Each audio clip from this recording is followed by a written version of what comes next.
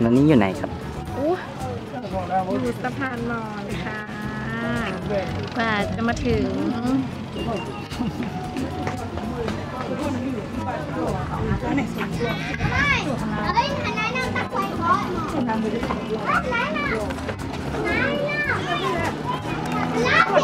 ของน้องกี่คนครับน้องน้อง3 คนเดินไปกัน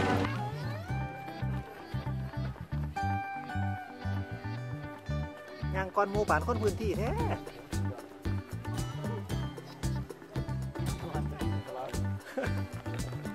ให้หิวเขาเร็วเลย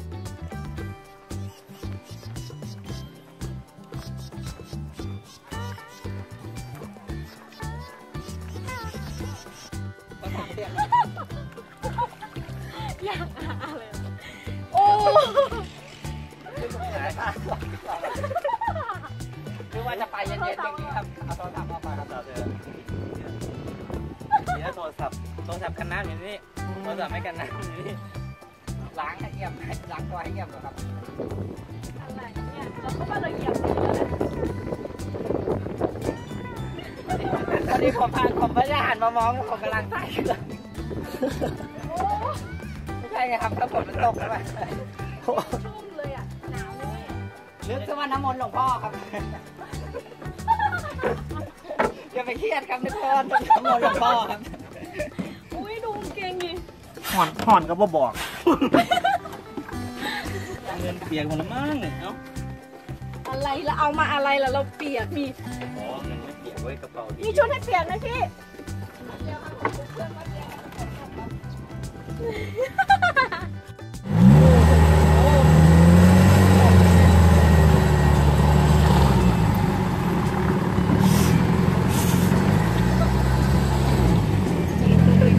จบข่าวไม่ถ่ายรูปแล้วนะเนี่ย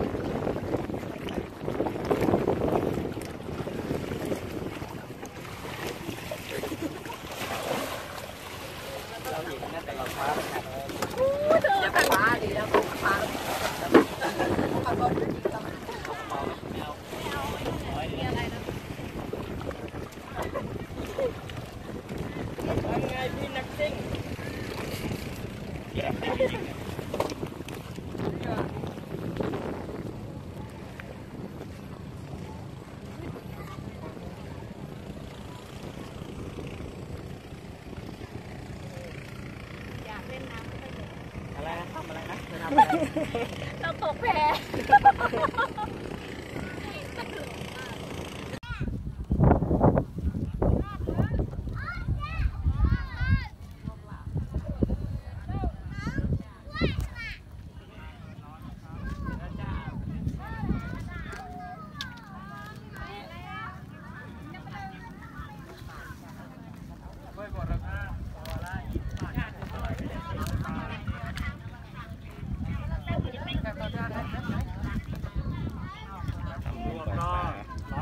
ที่แค่100 เดียวแล้วก็รวมปลา9 ตัวด้วยครับปลา9 หอย9 20 บาทครับผมที่ไหนครับถุงละ100เราจะไปปล่อยปลานะคะเพราะว่าเราตกแพค่ะจะไปปล่อยความสวยออกจากตัวเราค่ะ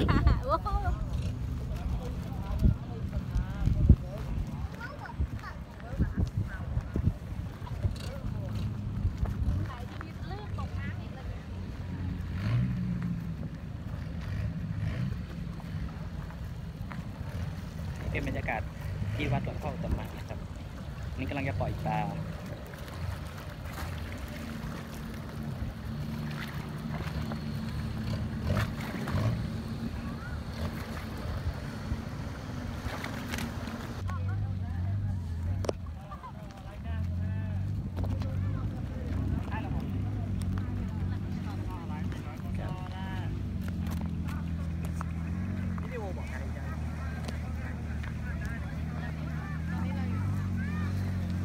ใจความไปสิ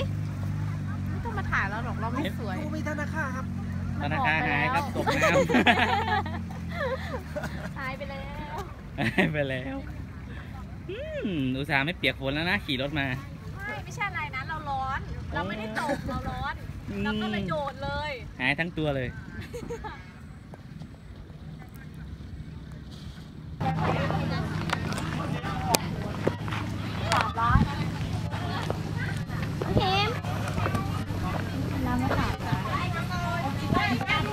พอผมไป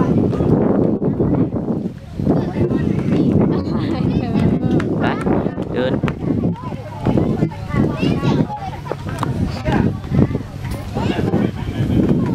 เป็นหมาน่ารักไม่สมหน้าตาแล้วให้เราต้องเล่นกีบอลมุกล้อมลันดีกับกอยปล่อยบอก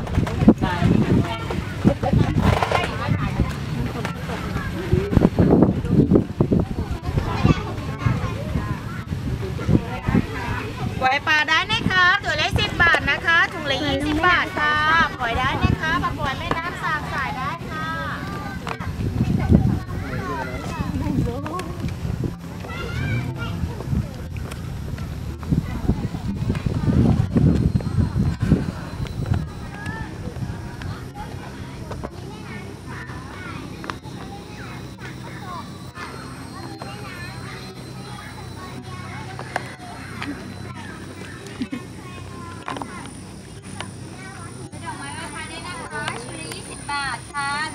พระประธานองค์ใหญ่นะคะ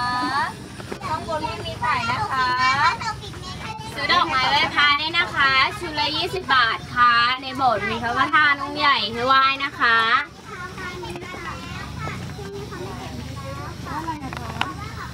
เขาได้แต้มแล้วนะแต้มแล้วนะของเราก็แต้มแล้วแต้มน้ำ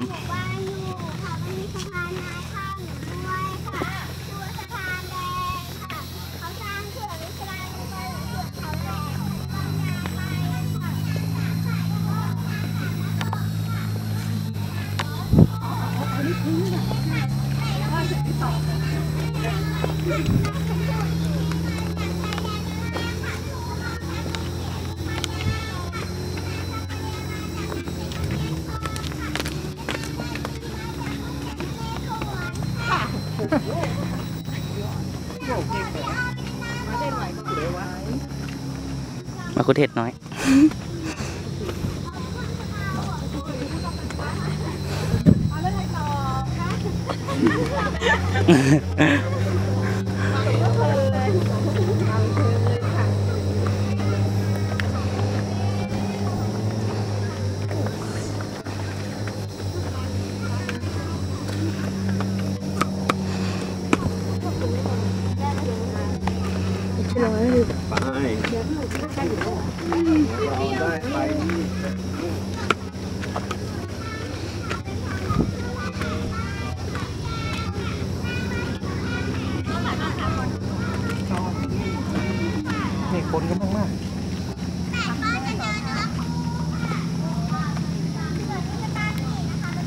พูดเห็ดหน่อยว่ะ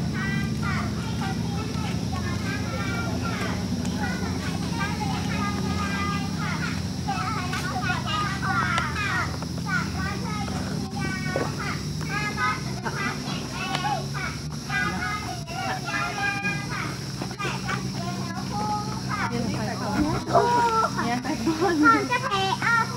ให้ผูในการผู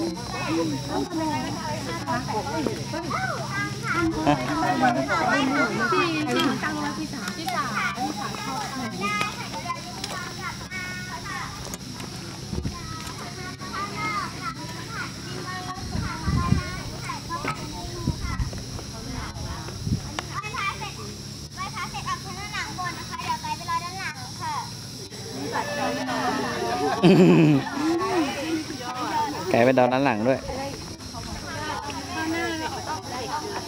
ขอข้างหน้าออกด้านหลังอธิษฐานกันเลย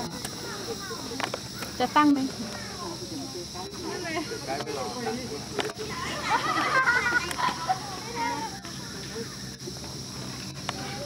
มีเซนเตอร์แฟนต้าขอคิดถึงเนี้ย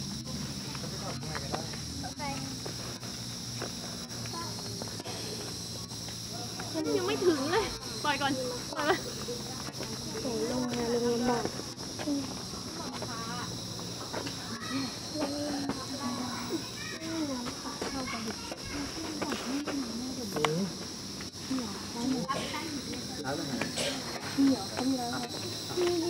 เต็มมานี่ก็ได้มาเต็มก็ไปกินข้าวเลยไม่เคยจะขึ้นไปดูพี่กล้วย